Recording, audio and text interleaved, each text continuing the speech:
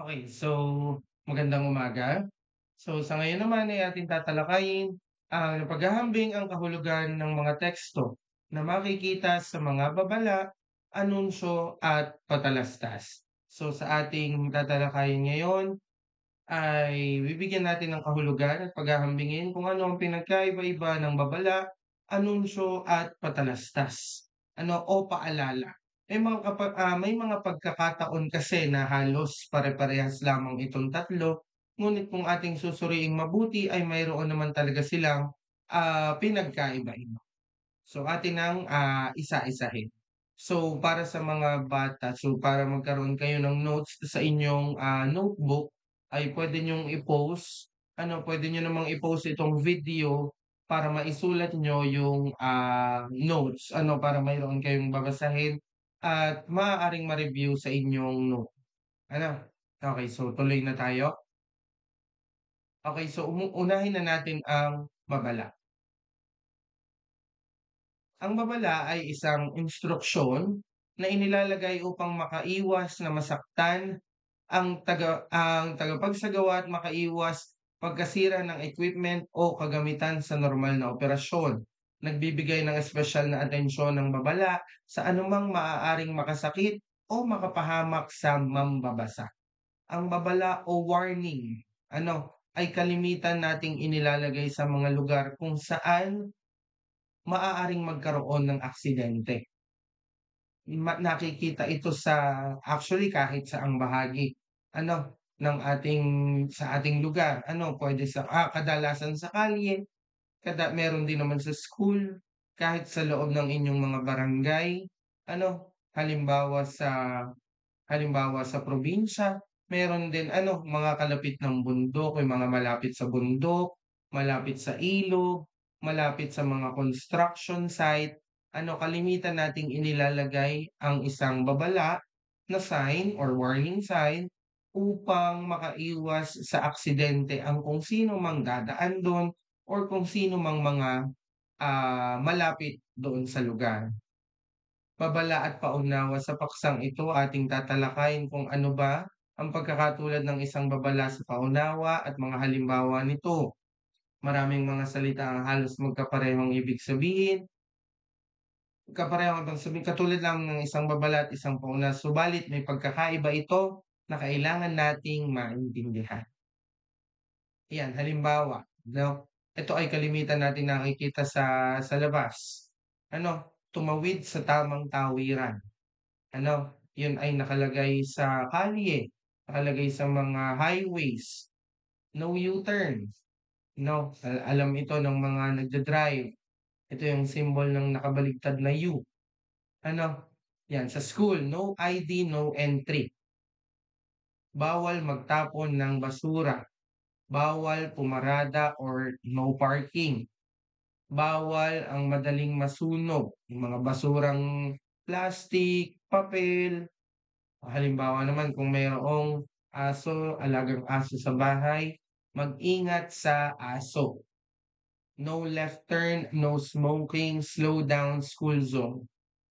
So kalimitan nating nakikita ang mga tekstong ito sa isang babala, upang bigyang paalala tayo o warningan tayo na maaari tayong mapahamak or maaari tayong maparusahan kapag sinuway natin ang mga ipinagbabawal na ito. Okay, dumako naman tayo sa paalala.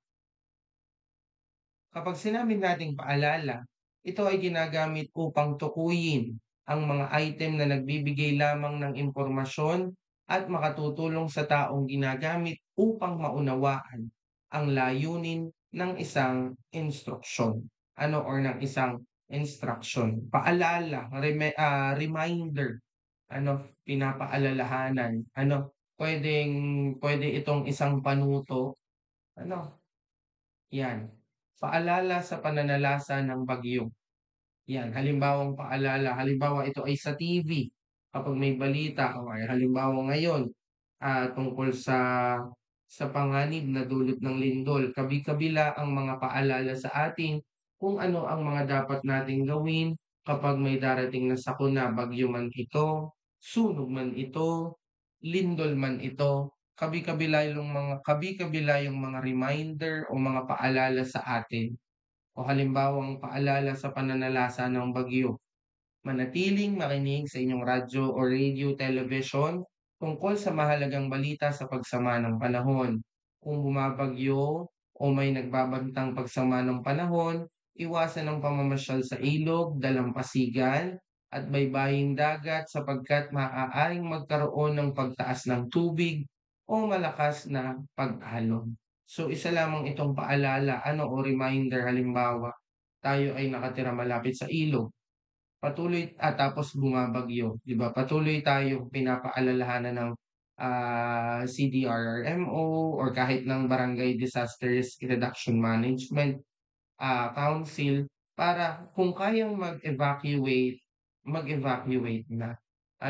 Patuloy yung reminder o halimbawa sa school setting naman tayo, halimbawa 'pag malapit na ang exam, parang 2 days bago mag-exam or 1 day bago mag-exam, pinapaalalahanan tayo ng ating mga teacher para sa nalalapit na pagsusuli. So yun naman ang paalala. Okay, next naman ay announcement or anunsyo o puwede rin siyang tawagin na, patalastas. Ang anunsyo naman ay sinusulat upang makapagbahagi ng impormasyon kay ipinapaalam ng isang tao ang isang balita para sa mga kasama sa negosyo o sa mga katrabaho. Gayon din sa mga tagatangkilik ng negosyo, sa mga katrabaho, kulor na tao, sekto na maapektuhan ng anunsyo ang kaugnay sa trabaho. Ang isa dito ay TV commercials. So TV commercials or patalastas ay isang form ng anunsyo or isang form ng announcement kung saan ine-endorse ng isang, let's say, isang sikat na tao or isang artista yung isang produkto. O puwede rin naman ang anunsyo ay tungkol kahit lamang sa simpleng pagpapatawag ng meeting, 'no? Meeting ng mga guro para sa lahat ng mag-aaral, pinapaalalahanan ang bawat isa na bukas ay magkakaroon ng isang mahalagang pagpupulong ang bawat departamento ng kaguruan ng junior high school. Kaugnay nito ang oras ng pagtatapos ng klase ay ganap na 12:15 ng hapon. So mayroong formal announcement, ika nga, may patalastas, may patanto. So ito ay halimbawa ng isang anunsyo. Yan, mga payo sa pagsusulat ng anunsyo, mangalap ng impormasyon, gawing direkta at maikli ang anunsyo, gumamit ng tamang tono kung pang-estudyante, pambata, kung pang-teacher or matatanda, gamitin yung tonong pang-matatanda.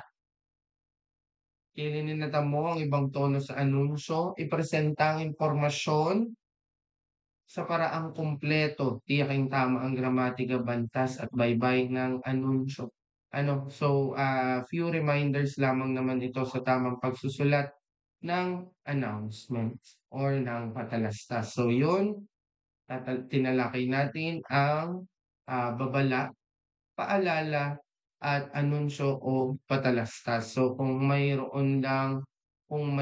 ay nalilito, pwede niyo namang ulitin yung pagpapanood nito, or makakahanap din naman kayo ng ibang information or reference sa ibang sources. So, ayan, salamat.